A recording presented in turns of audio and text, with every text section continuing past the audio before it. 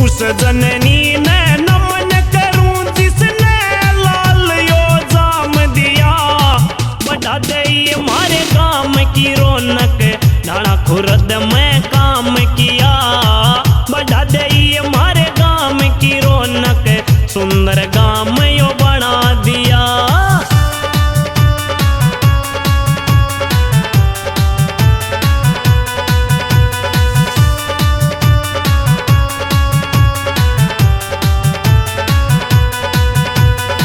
मन गए तन नरेश भाई, लाई लहर सुनामी। हंसी हल्के की जनता तेरे काम पर ठोक सलामी।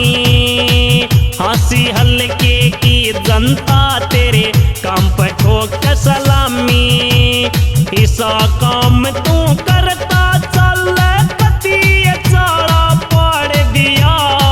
बढ़ा दे हमारे काम की रौनक, नाना खुर्द में काम किया। बढ़ा दे हमारे गाम की रौनक, सुंदर गाम यो बना दिया।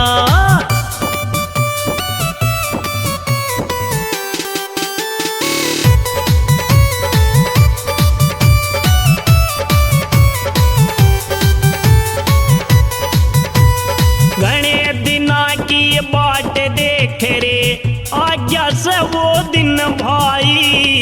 चमकावेगा हल्के ने तू करता चाल भलाई। चमकावेगा हल्के ने तू करता चाल भलाई। तन ऐसी बात यमन में ठाई, सिस्टम सारा हिला दिया।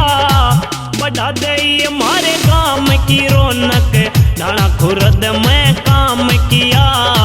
बढ़ा दे हमारे गाम की रौनक, सुंदर गाम यो बना दिया।